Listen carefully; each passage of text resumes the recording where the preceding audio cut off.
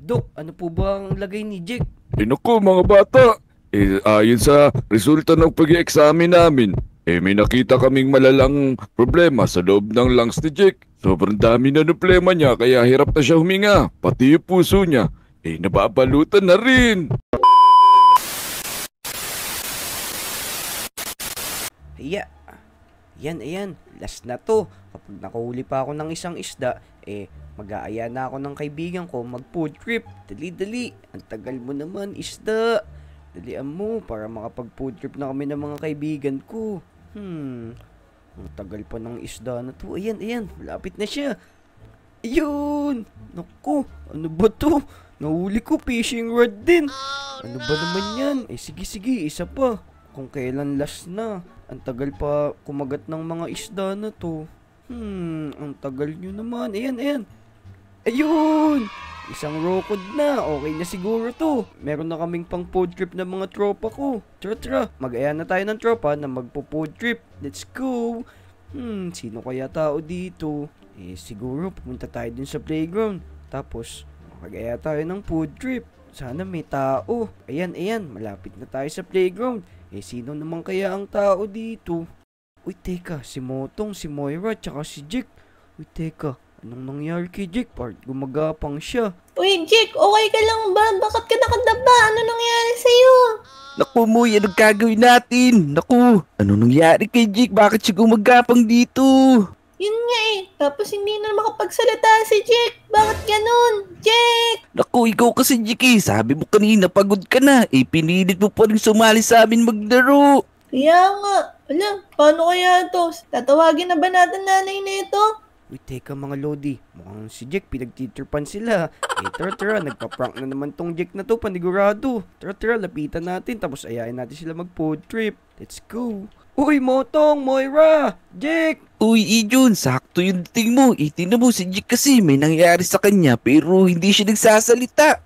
Yun nga nagtitrip lang yan. Si Jake, alam nyo naman yan. Mahilig mag-prank yan Uy, Jake, gising ka na dyan. Huwag mo na kaming pagtripan. Naku, Ijun, mukhang hindi naman siya nagluloko kasi kanina pa siya nakaganyan. Tingin nyo, ano nangyari dyan? Ako, tingin ko kasi nagtitrip lang yan Naku, palagi ko hindi yun. Feeling ko may nararamdaman siya, hindi niya lang masabi. Pero John, tingnan mo, parang hindi na talaga siya nakakahinga. Naku, siguro, dalhin na natin siya sa ospital. Mukhang totoo nga yung nangyayari kay Jake. Tara, dalhin na natin siya dun sa ospital. Tara, ano pa hinihintay natin? Buhatin mo na, John. Tara, Motong, Moira, dalhin na natin si Jake sa ospital. Mukhang hindi nga talaga siya makahinga. Yung hingal niya, iba. Oo nga Paano na yan? Lagot tayo. Pinilit Naku. kasi ni Jake. Tayo huling kasama ni Jake pag naano siya. Nung na-injury ata Dali, Ijun, dali na natin sa ospital. Baka mamaya mayroong ubo sa utak si Jake. Kaya nga, baka natuyuan siya ng libag. Bilisan natin, dali. Naku, sana may doktor dito. Bilisan mo, Ijun, ipasok mo na dito. Teka lang, Ijun, Moira. Uuwi na ako saglit. May inuutos nga pala yung nanay ko. Babalik ako dyan mamaya. O sige. O tara, John, dali na natin ata sa room. Sige, Motong. Dalian mo Moira, tumawag ka muna siguro ng doktor dun. Mukhang hindi na talaga makahinga si Jake. O sige. Dadalian ko na. Ayan, ilalagay mo na kita dito, Jake. Ano ba nangyari sa'yo? Uy, Jake, okay ka lang ba? Uy, Jake! Jake! Dok! Dito, Dok! Dok, tingnan nyo nga po yung kaibigan namin. Hindi po daw siya makahinga tapos hindi din siya makapagsalita. Teka, parang kakaiba tong bata na to Ang kapal ng mga plema niya sa ilong. Kaya siguro hindi siya makahinga. Ano ba yan? Meron daw siyang plema sa ilong. Mukhang wala naman, Dok. Mukhang normal naman siya, Naku, hindi to normal. Kasi uso yung mga sakit na ubo at sipon ngayon. Baka mamaya matuyo yung mga plema na yan. Magbara yan sa ilong ni Jake. Lalo siyang hindi makapagsalita. Sa tingin ko, yung bata na to, lagi siyang nagpapagod. Tapos nagpapatuyo siya ng pawis. Tapos naliligo siya. Pagkapagod, kaya siguro nagkaganyan. Kaya siguro nagkasakit siya. Paano yan, John? Dok, may gamot ba dyan? Ayun mga Lodi, masama pala magpatuyo ng pawis. Kaya kayong mga Lodi, huwag kayong magpapatuyo ng pawis Tsaka, huwag din kayong maliligo kapag pagod kayo. Teka. I-examine pa namin yung bata na to para makita talaga natin kung ano yung meron sa kanya. Kaya sige na mga bata, iwan nyo muna siya dito para ma-examine na namin yung bata na to. Hayaan na muna natin si Jack makapagpahinga dyan. Siguro okay naman na siya dyan. Oo, papahingayin na muna natin siya. Tara na, Moy. Moy, ano kaya talaga nangyari kay Jack? Mukhang masama yung lagay niya, no? Oo, naglalaro lang talaga kasi kami, tas bigla na lang siya kumilata. Yan talaga si Jack Sobrang sipag niya maglaro. Ewan ko ba dyan sa kaibigan natin na yan? Sana nga gumaling na si Jake, kawawa naman. Naku, Moy, tingin ka sa likod mo. Merong camel. Ano yun? Hala, ano yan? Bakit may camel dun? Ano yan? Hala, ngayon lang ako nakakita ng camel. Camel? Ang galing naman nun. Galing yun sa labas ng ospital A few moments later. Tara Moy, tignan na natin dun si Jack sa taas kung okay na ba siya. Tas tanong na natin din yung mga result dun sa check-up niya. Tara, Moira. Tara. Doc, ano po ba ang lagay ni Jack? Naku mga bata, ayon sa resulta ng pag-examine namin, may nakita kaming malalang problema sa loob ng lungs ni Jack. Sobrang dami na problema niya kaya hirap na siya huminga. Pati yung puso niya, nababalutan na rin. Naku, Oo. delikado yata yung lagay ni Jack Uy, Jack, gising ka na dyan. Uy, wag mo kampasin, baka mamaya mas lumala. Doc, ano po bang dapat namin gawin para po gumaling po si Jack? Teka mga bata, dahil sobrang rare nung case na to, wala pang gamot dyan. Ang gamot dyan, kailangan nyo makahanap ng super malunggay. Kaso wala dito nun Super Ala, John. malunggay. Ano yung super malunggay na yun? Sige po, Doc. Maghanap po kami ng sinasabi nyo. Sige mga bata, mauuna na muna ako sa inyo at titingnan ko pa ibang pasyente ko. Sige po, Doc. Salamat po sa impormasyon. Nasaan naman kaya si Motong? Wait, ako nga pala, doktor, tatay ni Motong. Teka, tara, tawagin natin. Tara. Hanapin na natin si Motong. Mukhang siya yung makakasagot nitong misteryo na to. Sige, tara, Motong. Uy, eto pala si Motong, pabalik na. Motong. Uy, ayun, sakto, Uy, Motong. iyon. Alam mo ba, Motong, si Jack, delikado yung lagay niya. Madami na daw plema yung dibdib niya, tsaka yung heart niya, nagkakaroon na din. Tsaka siguro meron na din plema sa utak yun. Oo, this is that good. Naku, ano sabi ng doktor? Para magamot na si Jake. Maghanap daw ng super malunggay ba yun? Pero wala naman daw dito sa Lodi Island nun, di ba, Moy? Oo, wala daw talagang super malunggay dito. Oo, this is that good. Teka, Agent Moira. Parang matatagalan pa tayo pag maghahanap tayo nun. Ganito na lang. Kung pumasok na lang kaya tayo sa loob ng katawan ni Jake. Hala, paano naman yun? Pwede ba yun, Motong? Ikaw naman, nagbibiro ka pa. Critical na nga yung lagay ni Jake. Hindi. Pwede yun. Ito, gamitin natin tong mga Ender Pearl na to. Uy, Ender Pearl? Mukhang okay to, Motong paano naman ba gamitin to? Iitya lang natin to sa katawan ni Jake tapos mapupunta na tayo sa loob ng katawan niya.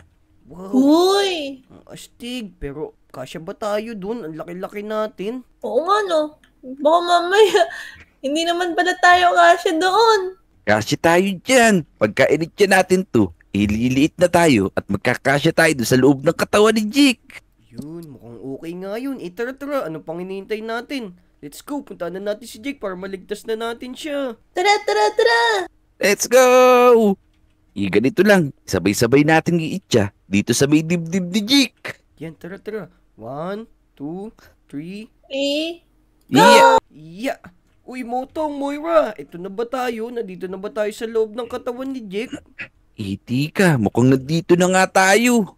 Tignan nyo yung katawan niya, bakit ganito ang kulay? Ano ba naman to si Jake? Ito yata yung sinasabi ni ng doktor ng mga plema, Oo, tanggalin na kaya natin para malay mo guminhawa si Jake. Oo, sige, tanggalin na natin tong mga to. Yan, Tara, dali. Basagin yun na dali. Ako, teka. Yan. Mukhang ayaw naman mabasag. Hindi ko siya mabasag, oh no. Ako, mahina ka talaga, John. Tara na nga, eto na yan, dali-dali, Dali. Konti na lang. Yun. Tara. Merong hagdan dito, Ano naman kaya tong hagdan na to? Siguro, ito na yung susunod na part ng katawan niya. Tara, umakyat na tayo. Tara. Dali, bilisan nyo. Tanggalin na natin itong mga plema para guminawa na yung pakiramdam ni Jake. Oh no. Oo, ano yan? Tignan niyo to. Uy, may mga, ano to? mga parasite to, ah. La, ito ata yung mga nagpapasama sa pakiramdam ni Jake. Oo nga, tara. Naku, ano to? Ano ba yan? Takoyaki o calamaris? Octopus yata yan. Tara.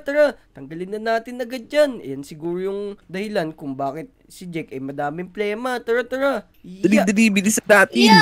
Aray. Yeah. Bang! Tanggalin muna natin yung mga plema para maluwag na yung paghinga niya. Aray, Dali. nanduduga pa to. Octopus nga to. Oh no. Oh. Ya. Naku, nandudura siya ng tinta. Bilisan nyo. Suntukin nyo, dali. nga. Sige, suntukin nyo na yung mga yan. Yun. To, papaluin ko sila nito. Ya. Uy, magdaan-daan kayo. Baka masaktan si Jack, ha. Sige, baka mabutas nyo yung lungs niya. Dahan lang. Yari kayo sa amin. Kayo palang dahilan kung bakit di makahinga yung kaibigan namin. Sige, kayo na bahala dyan. Tatanggalin ko na tong mga plema na to. Riko, ano nangyayari sa akin? Oh no. Ayan, okay na. Akit ka na. Naku, nalulunod ka na, Motong. Oh no. Oh. Tara, dito na tayo. Naku, ano ba naman to? Bakit may labas sa loob ng katawan ni Jake? Pero ang dami pa rin plema, tignan nyo, oh. La, baka ito yung ano niya, tiyan niya. Puro acid. Oo, ito na pala. Nandito na pala tayo sa tiyan niya. Tara, kumilos na tayo. Para maligtas. Tatanggalin natin to, yung mga Tanggalin. plema. Para Dali, maligtas bilisan natin. si Jake. Dalian natin. Yan. Tara. Dalian nyo. Para makahinga na si Jake. Nag-aalala ako masyado kay Jake. Tara, dali. Ayan, konti na lang. Mabatanggal na natin yung mga flavor dito sa loob. Nako, dali. Ito pa, Moira, oh. Ito na yung pinakahuli. Yan. Ayan. Nandito na tayo sa susunod.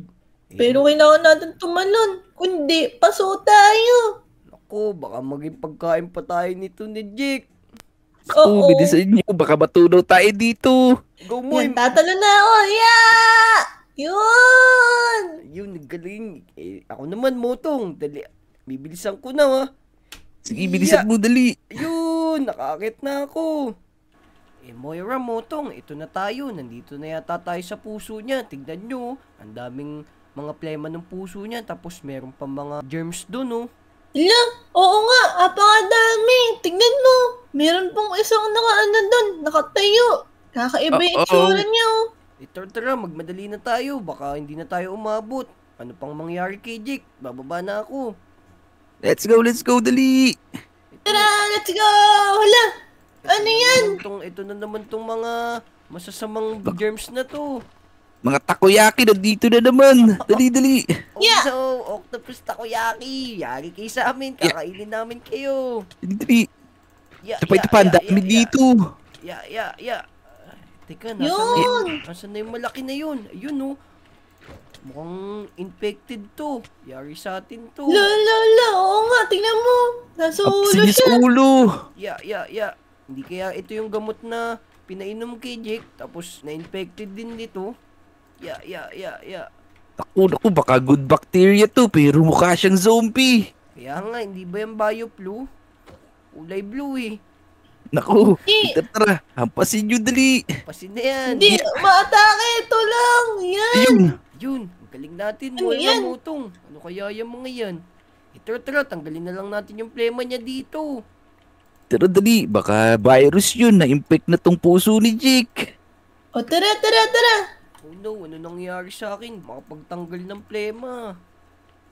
Oo, bakit gano'n? Ano nangyari sa'yo? Yun, Tara. makapagtanggal na ako ng plema. Eh, konti na lang, nakabalot sa puso ni Jake. Naku, nahawakan ko, kadiri. Ito, Naku, ang lambot.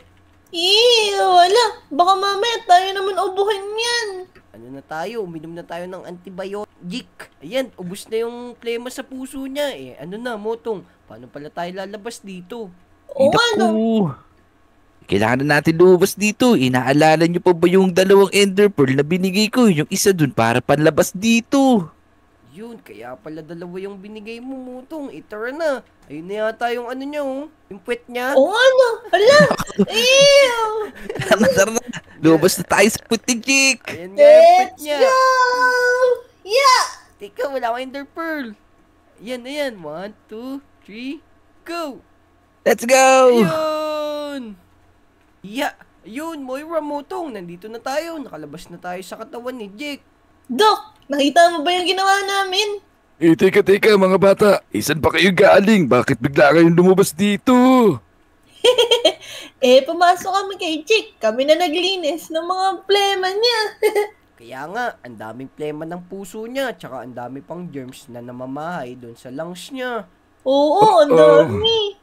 Teka, paano na may ginawa niyo dun? Pinainom niyo ba siya ng super malunggay? Hindi. Hindi. Si Motong ang nakaisip nun. Pumasok kami sa loob niya, Dok. Basta ligtas Kaya na po nga, siya. Dok. Aba, kung ganon, hintayin na lang natin yung paggaling ng bata na to. Iiwan niyo muna siya dito para tuluyan na siyang gumaling. Ayun, mga Lodi, naligtas na natin si Jake. Ang daming plema ng lungs niya, tsaka ng heart niya. Dahil nagpapatuyo siya ng pawis, tapos naliligo siya kapag pagod siya. Kaya kayo mga Lodi, wag niyong gagayahin si Jake ha. Masamang hobby yun. Kung umabot kayo sa video na to, mag-like, mag-subscribe, at mag-comment. Let's go! Let's go! Uy, wala, naging kami ng si doktor! Si Doc naging camel!